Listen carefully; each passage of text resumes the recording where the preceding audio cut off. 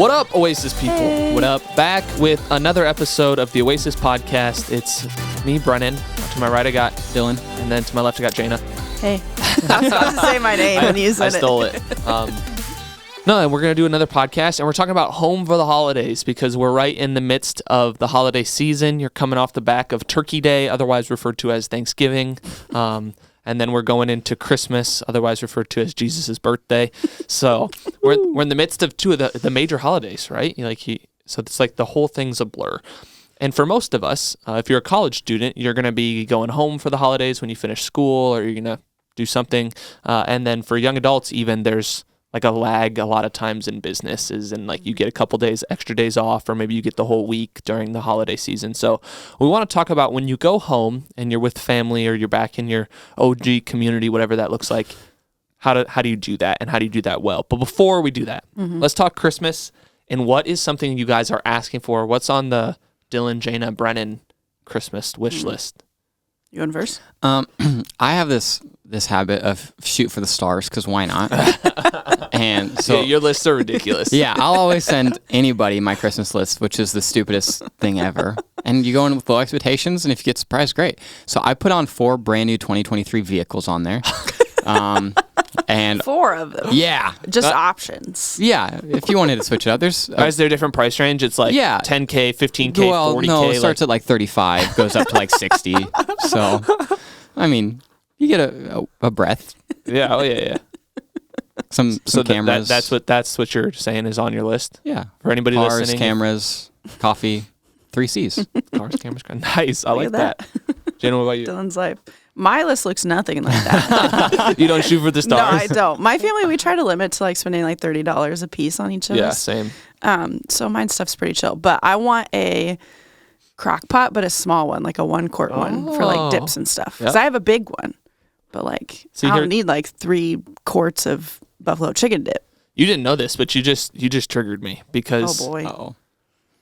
as a male married to a female, we currently have 3 crock pots. Okay. A small one for dips, Yeah. a medium one for who knows what, and then a big one. And Yeah. for the last 2 years, my wife has put on her Christmas list an Instapot. And I'm sitting there thinking, we have 3 crock pots. Like, what do Yeah. we need an Instapot for? But I don't get it. Well, I'd trade And we have an air fryer. I'd trade my Like- Instant Pot for your small crock pot if you want. Maybe. You should. I don't use my Instant Pot. You see, and she's like, we'd use it all the time. I'm like, really? Like, we don't even use 2 of these 3 crock pots. They just sit down in the cabinet. But anyways, so crock pot, that's a good one. Okay. What's on your list, Brennan? I got a lot of things on my list. So here's what I do. Pro tip for you to curb impulse buying in myself. Every time I ever want something, January through December, I write it on my notes tab in my phone. And then when it comes to Christmas time, I have a huge list of things over the year that I have at one point wanted. So there you go. You don't have to get to December and be like, man, my parents are asking for a Christmas list. It's like, no. Last January, I saw this sweatshirt at Kohl's, and I was like, I want that. So I wrote it in the There thing. you go. But So you only put things that you wouldn't buy yourself? I don't buy myself like Both of anything. you? Okay. So like, I mean, like there's like underwear on my Christmas list because I'm like, I'm not going to buy that. I'll just wait till Christmas. Interesting. Like I'll just make this You pair don't of want to be that underwear. one guy walking through Walmart with just a bag of underwear in his hand. No, dude, I mean, underwear are expensive. It's like, Yeah, it they is are. facts. It's I was like, I'm not going to buy that for myself. I'll just make whatever I have last until December, and then I'll have my mom buy it for me. Okay. Or like clothes. It just, I don't know. It's like, oh, that's All right, cool, fair but enough. what do I need it? Anyways, so the thing I'm asking for that's not some of the lame stuff is I have always wanted, it's like been one of my childhood dreams to own a ping pong table. And right now we have a basement that has nothing in it pretty much. There's just 2 of us. And so why we have a basement, I don't know. It came with the house, but there's nothing down there. And so like I've been trying to like, Yeah. last year it was on there, but it ended up not happening. And so we'll see. So put it back on. We're praying about it. We'll see what Got happens. the basement for all those future kiddos. Yeah. All right. So that's what we want. If you guys are wanting to chip into the fund, get Dylan a $40,000 Ford Bronco. You know where to hit us up at. So let's start with this. If the holidays can be super happy for some, right? Like it's just the best time of the year. But for other people, they can also be like really hard. Yeah. And a piece of that is simply like family dynamics and community and what your holiday season looks like. And Thanksgiving coming off the back of that, some people, you just got a little bit of like a taste of it. You just were maybe with your family a little bit and felt some of the unease or the anxiousness, or you were with them and you were so excited and happy to be with them. And so now you either long for or dread the fact that Christmas is coming up. And Christmas being this thing that's a little bit longer, chances are it could be more of whatever it's already been at Thanksgiving. So we want to ask the question, how do we go home for the holidays in a Christ-like way? And what do we have, 5, 6? 5 points that have, of course, Oasis sub-points that will encourage you on what it looks like to go home for the holidays in a Christ-like way. Go for it. The first one is to practice gratitude. 1 Thessalonians 5:18 says, "Give thanks in all circumstances, for this is God's will for you in Christ Jesus." So no matter whether your family situation, your holidays at home is hard or good, like gratitude is still a command. It's something that we're supposed to practice. And it also has the effect of changing the situation that you're in. That it, like, if being home is really hard, it also can change your perspective by being thankful and grateful for the things that you get to be in, like that you get to be home with family, that you get to have those opportunities. That can change your perspective for the better. That can turn that hard into something a little bit, hopefully, more bearable. But also, if it's good, I mean, in the good seasons, like, we can tend to like forget God or just leave him off to the side, but being continually grateful for those good things, for those good seasons, continue to bring you back to a right perspective and just continue to focus on God. That's good. Yeah. What would you guys say is something for you that helps prompt or remind you to be grateful? Do you have something like that? Ooh. Or like a tip you'd say on like, hey, if it is hard for you, something that's worked for me to practice gratitude in the hard, like, you have something? I've done like the daily like reminder just on the reminder app on iPhone of just like to take a minute to be grateful or to like write down something that I'm grateful for. Yeah. When I've struggled with it before. That's one of the things I've done. For me, I think the consistency of journaling is probably my biggest tool when it comes to gratitude, because it's just part of the way I journal. I'm just trying to get a couple things in there that I'm grateful for every day. And if I do that consistently when I'm home for the holidays, and it could feel hard, I'm in the practice of gratitude. I don't journal, and my reminders app has zero authority over my life. So I'll usually find it easiest to be grateful and stuff is like when I go out on like a prayer walk and I say like I want to start with being grateful before like I ever bring my request before God, and then I'll say, oh, I'm thankful for this, and then it just snowballs, and then it's like, oh, I'm grateful for this and this and this and this, and then you start to realize, oh, okay, this is pretty nice, this is pretty good. So just even starting like in that prayer, just spending that away time with God. I don't know if I recommend a prayer walk in December, but depends on where you're going for Christmas. Yeah, that's true. On the beach. Yeah. Oh yeah. Christmas in Florida. That'd be nice. The second thing we would probably say is just seek Jesus personally when you're home for the holidays. It's so easy that when you change location or you change people that you're around, or you even change just normal routine, to get thrown off of what you would typically do.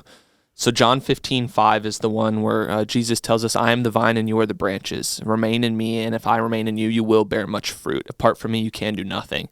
And that, I think, should be one all of us have on the tip of our tongue or right on the forefront of our mind as we go home for the holidays.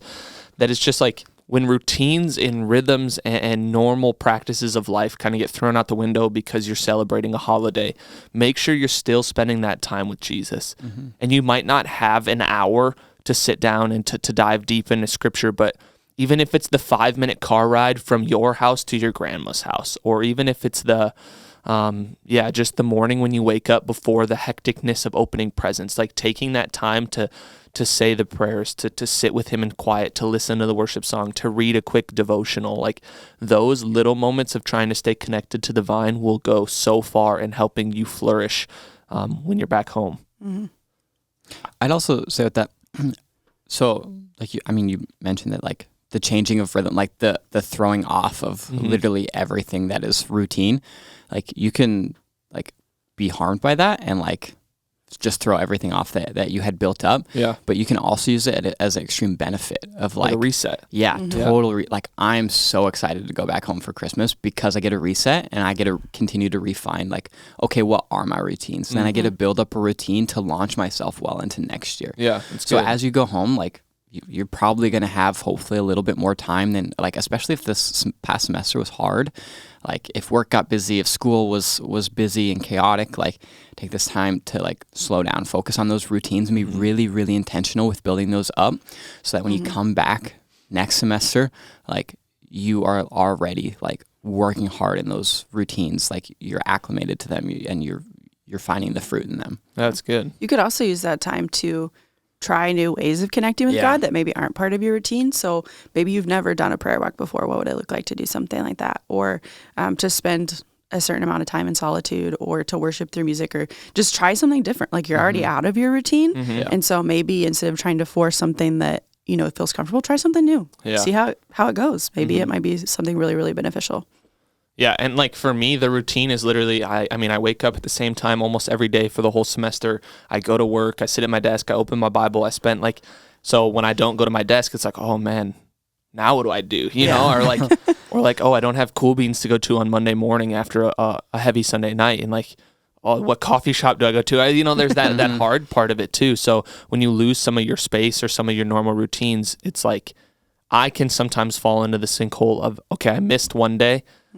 It's already a sunk cost. I'll just get back to it when I get back to Brookings. You know, like that. I can get into that mindset. It's like, oh well, I didn't wake up at 7. I actually woke up at 8:30, and so when I typically would read my Bible's already passed, and so I'll just get it tomorrow, and I'll wait. But then you sleep in again, and so it's so easy to just throw it all out the window and just step into old habits or old practices, or to really get lazy in the midst of the holiday. I also think about, before we move on, sometimes the disruption isn't necessarily just a change of space or change of like our time frame, but it's the people that are around us. Totally. So maybe now, you used to wake up and spend time immediately in the Word, but you wake up and your mom wants you at breakfast. Yeah. So what does it look like to have that conversation maybe with those people? Say, hey, while we're eating breakfast, could we like read this together? Or, hey, could I have like 5, 10, 20 minutes at this time during the day to do this? And if you're in a Christian home, that could be something really, really awesome to share with your family.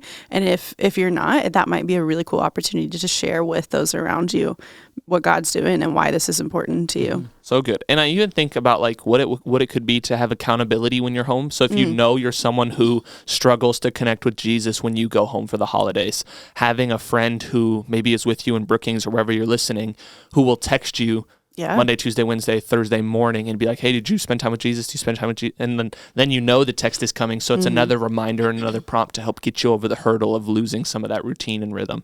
Yeah. That's good. Super good. Let's do the third one. Okay, yeah. So this flows really nicely from what we were just talking about. But stay connected to a Christ-centered community. And so in Hebrews, we get this command, Hebrews 10:25, to do not give up meeting together as some are in the habit of doing. And when we get out of our routines, you don't have small group on Monday night, you don't have Oasis or Grace Point to go to on Sunday, it can be easy to lose that Christian community for that season and that time that you're in. And so make it a priority to go to church. Maybe you go to a different church that you've never been to before, or the church you grew up in that your family still goes to, but go to church and allow yourself to learn to worship wherever you are. Maybe it's not your preferred style or something of that nature, but how can you see God in that, and how can you allow him to speak to you through the church setting? Because the corporate gathering of God's people is so, so vital and important to our development and our growth as people and as Christians. But then how do you stay connected to Christian friends? Whether that's people from home that you're going back to that you haven't talked to in a while, you could get together, talk about life, talk about faith, or maybe it's Christian friends from here that you're not physically with, but you need to make a priority to connect to. So you text each other to remind each other for that accountability, or you take time to call, or you do like a group FaceTime or whatever with your roommates or your friends or whatever, just to hang out and have fun, and to continue to have that Christian community around you, because it can be really easy, especially if you're stepping into a setting where it's not Christ focused, to easily isolate from that. And that's, I think, probably one of the things that Satan wants to try to pull you into, and is going to hit you really hard of trying to isolate you from that Christian community, because Satan knows how powerful and important it is. Yeah. And some of this one probably goes more towards the person who's taking a longer Christmas break, the college student who's home for a month. You know, if you're just going home for 3 days during Christmas, you probably don't have to really freak out about not seeing your roommates or your Christian friends for 3 days. Like you're going to be okay in that. But if you're home for a month and you haven't connected with Christian community in a month, that's dangerous. That's really a hard spot to be in. Mm-hmm. What would you say to someone who they maybe are a part of Oasis or Grace Point or something like that, and they go home to a different style of church that they were maybe raised in? Like, I think we have this a lot in our context, that people are raised in more liturgical, more traditional, maybe older congregations, different styles of worship, and now they come to experience God in this way. And then for the holidays, like, they're trying to go back and do Christmas Eve service, but they're reading from the bulletin, or they've pulled out the hymnal. And none of that stuff is bad, but how do you encourage someone to still worship in the midst of that? Check your attitude in your heart before you step in. It can be really easy to be like, oh, I know this is going to be outdated or boring, or they don't got good worship people, or, like, it can be easy to have Bertha's on the keys, just like belting it out. Aunt Sally. But check your attitude. Say, okay, I know this isn't going to be my preferred, but how can I see God in everything that takes place? So in the liturgy, like, what's so significant about this? Why do we say this over again? Or these hymns, maybe you can't sing along, but can you look at those words and, like, intentionally read them? Or like any part of that gathering, God is there because that is the gathering of his people. And God is a lot more than your preferred style of church gathering. Yeah. And so allow him to teach you and to shape you and allow you to see things differently. Totally. It's going to help you grow. And Well, and Satan, in his desire to steal, kill, and destroy, is going to want to steal that moment of worship from you. Yeah. So if he can tempt you towards judgmentalism, or if he can tempt you towards arrogance that says, my church does it better, or this pastor doesn't know what he's talking about, or this worship is terrible, or you walk in with this critical spirit, he's going to use that to steal that moment of worship for you. But if you walk in and you say, I know this can be different, and I know this isn't my preferred, and maybe I grew up this way, and there is maybe some emotions and bitterness in that, like saying, okay, but how can I still worship here? And just asking the Lord that question and taking in what is an open, honest, and hopeful spirit can be so important. Yeah. And when I grew up in a liturgical church, and after I had came here and really, really, really started diving into my faith, when I went back, I actually enjoyed it more than I did. I thought church was so boring. I'd always bully my parents in the back row because I was so bored. But now, going back, being more mature in my faith, I got to appreciate it a whole lot more. Yeah. And it was still an awesome time, and it was different. And I wasn't, of course, my preferred, but I thought it was still beautiful, and it was still super, super cool. Yeah. And the other part of it, I would say, is with the Christian friends, it's easy to say, well, I'll just see them when I get back for the next semester, or I'll see them in 2 weeks when I come back from this holiday break from work. But part of the hard part is that if that's your accountability system, if those are the people you lean on, a lot of ways that becomes your family wherever you're living, if you're not living in the same context as your family. And those people give you so much structure and growth and love, and stepping away from that, even for 2 weeks, it can be really hard. So it might seem silly, hey, I haven't seen you in 4 days, can we FaceTime? But that might be the spark that gives you hey, you FaceTime your small group leader, you FaceTime with your small group, you FaceTime with your accountability partner, you FaceTime with your roommate, and that might be just the conversation you need to continue to live in a Christ-like way back in where you're at. Yeah. Sometimes people just give us so much life, so make sure not to ignore the people who give you life. Yeah. I think one of our Oasis groups a couple years ago did this, but through the Christmas break, they still met at their normal time. They just all FaceTimed in together and had small group. And I was like, that's so cool. You could take an hour, half an hour, whatever you wanted to do. They might have done it differently, but to connect with those people and FaceTime and continue those relationships. Yeah, when so much else is changing and routines and rhythms, anything you can keep consistent to help your vibrant walk with Jesus is probably a good thing. Yeah. Let's do another one. You need to rest well. Like you were saying, after the possibility of this semester was really hard, work got caught up, school got caught up. We need to rest. It's something we're human. We are not created to go 100% for 100% of the time. And so that looks like following Jesus's model of rest. consistently throughout the Gospels, you see that Jesus retreated to the silent places to meet with God in the mornings. Yeah. Like after any big thing that Jesus did, his first thing he did before that was rest. Yeah. And so the holidays can be stressful and busy, but it's important to focus on resting well.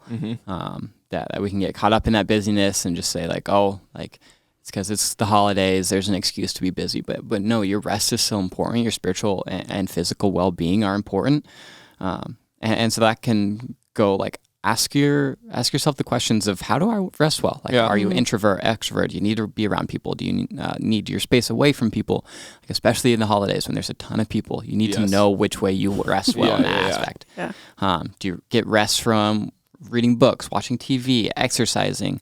Okay, also sleep. Like, are you getting enough sleep? Are you staying up late, partying up with the fam, getting up early for Christmas? Like, also, like, is there a possibility of like practicing Sabbath? Like, if you haven't stepped into trying to practice the Sabbath and you have some time to step away, take one day a week and try to do nothing. Like, fill your day up with the things that are restful for you and try to be unproductive in a work sense, but productive in a rest sense. That's good. Yeah, and like so much of that resonates, you know, like, and part of it is we have this time of the holiday where maybe you don't see your family that often, and so you feel this pressure. It's like, I got to invest every moment trying to connect with people and love people and be with them.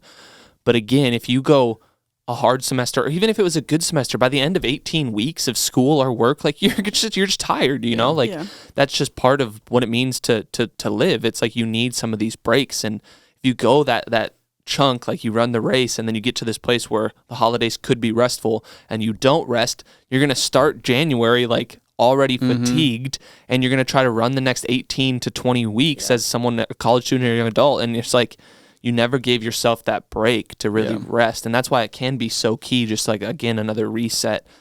Yeah, that's good. Also, the amount of times that like I've gone home and say like, oh, I'm resting just because I'm not like doing school or work, and then got to the end of break and I was like, oh, I never actually rested. Like, I just didn't do the normal stuff. Yeah. And then I started in January feeling like hot garbage because I hadn't rested well. I'm like, oh, like first week of January back, I need like 2 weeks off. Like, I need some vacation time. But it's like, I just didn't intentionally rest well in those times. So, and being willing to sacrifice to find rest, you know, communicate it well and tell the people around you. It's like, hey, I actually need an hour by myself, even though your friends from back in high school want to hang out and your family wants to, like, even though you have all these people pulling at you, like being able to communicate that what you need and sacrifice for that is so key. Like, yeah, I know we could stay up and watch Elf for the 12,000th time, but I actually probably should go to bed. And you're like, oh, well, that's such a buzzkill. No, it is, but then you're going to be better tomorrow so that you can actually love and care for people tomorrow rather than staying up to midnight watching Home Alone again, you know, like. Let's do the last one. You want to hit it? Or you want me Sure, to? let's do Go it. for Yeah. The last one, and for me, maybe most important when it comes to going home for the holidays, just because I can be very kingdom mindset. And anyways, let me just get it out there. Live missionally, right? Like Matthew 28:19, the Great Commission, therefore go and make disciples. And so to live missionally when you go back home for the holidays is to continue to connect with people, continue to point them towards Jesus.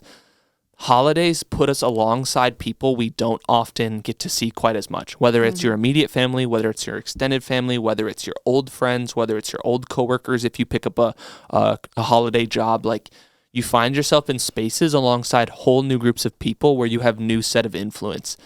And a temptation is to say, well, I just invested when I was back at school, or I invest when I'm at my job, but when I'm home, like this is the place where I'm resting and I'm connecting, and it's good. You need to have that personal time, but do not take time off of the mission of God. Like you need to continue to love people, to care for people, to tell them about Jesus, and to live missionally. The reason I probably say this one is the most important is because like this is the conversation of heaven and hell. Like this is the conversation of the gospel, and so living missionally is what we do. If we're going to do anything, like we need to be telling people about Jesus. It's not just about watching the holiday movies or creating memories. It's not just about like opening the presents or even just going to to the services, like those are all good things, but more than anything else, like people need to know that Jesus loves them and he died for them. So take this opportunity and tell people about Jesus and love them like Jesus would have. Yeah.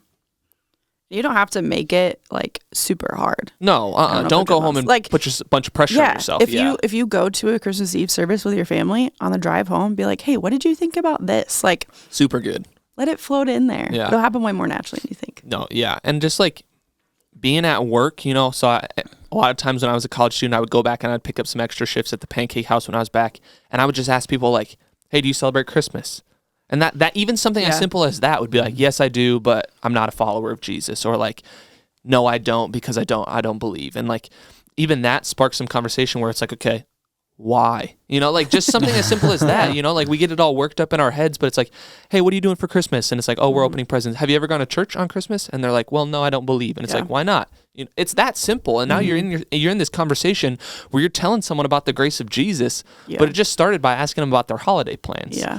And with family, it's like it can be harder probably than coworkers because there's a lot of other things entangled in that dynamics. But just encouraging people, like if you have a passion for Jesus, maybe it means that on Christmas you give a little bit more of your focus to Jesus than presents.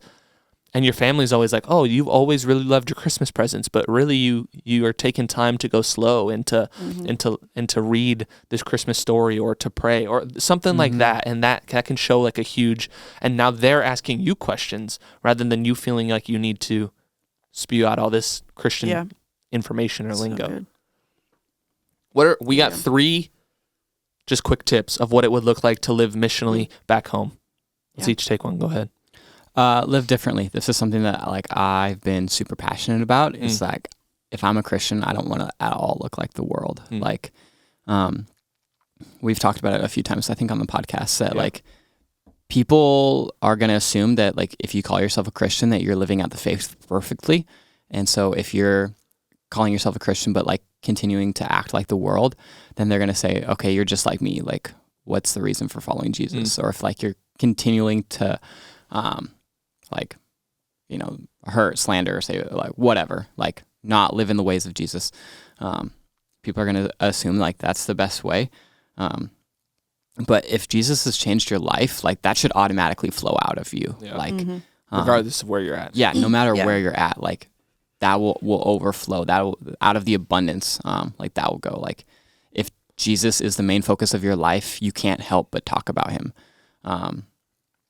And 2 Corinthians 5:17 says this perfectly. It says, if anyone is in Christ, they are a new creation. The old is gone and the new is here. That you are a new person. That, if you came to know Jesus while, you're here at Oasis or whatever, your time away from family, you get the opportunity to go back and be a completely different person. And what a testimony to your family, to your friends, to go back and be like, wait, they're different. Like there's something about them that's changed.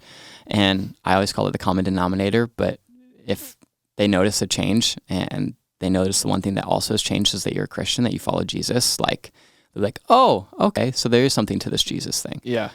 And the temptation, I think, is when we go home, there's so many temptations or like prompts to go back to what so like you're back in your old bedroom where you struggled with that thing with that person or whatever, and you're like you're all of a sudden back in that mindset, or you're back at your house and like you've got siblings around or parents around who for years like your relationship maybe hasn't been perfect or it's been frustrating and you found yourself lacking patience and quick to anger or like having outbursts, and now you're a different person but you're back in that setting and the people are still the same and you're like, well, I'm just gonna and you probably don't process and think, well, I'm still gonna act like the way that I used to. No, it just flows out of you because that's what you've always, like you have 17, 18, 19 years of practice of maybe acting a certain way alongside your family, but if you're different now, go back and live differently. Like show them that you're, or like even, you go home and your parents do all the cooking and the cleaning and the preparing.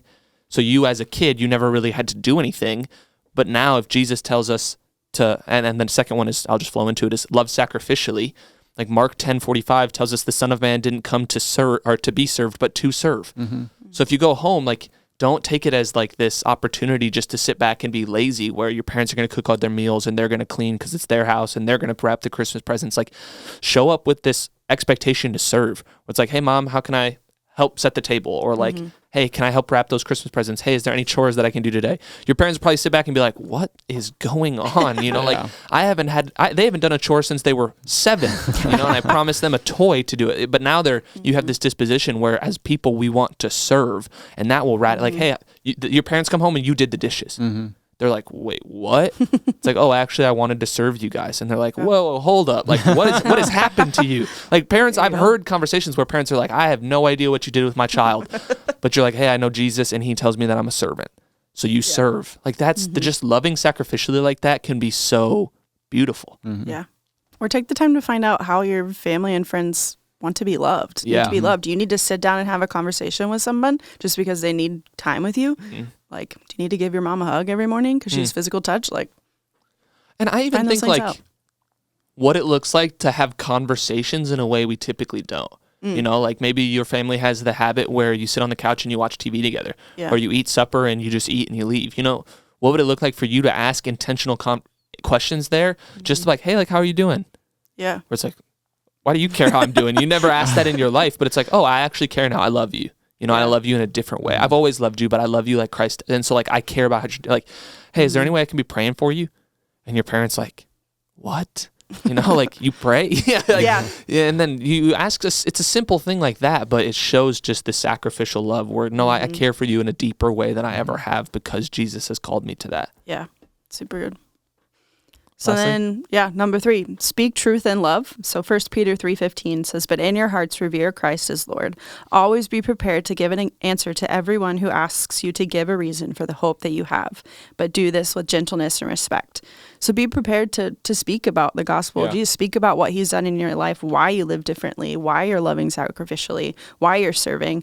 But do so with a gentleness and respect, especially if you're faced with an opposition of like, why would you be this way? Like, what's wrong with you? Why are you different? Yeah. Like, be prepared to speak that truth in love, because God cares about those people around you, and he wants to know them, or he wants them to know him. It's good. The same way that you do. That's awesome. Anything else? Nope. We're good? I don't think so. Good. All right. We hope you have a great holiday. I mean, we'll see you next week on the podcast. But until then, peace out, Oasis people. Bye.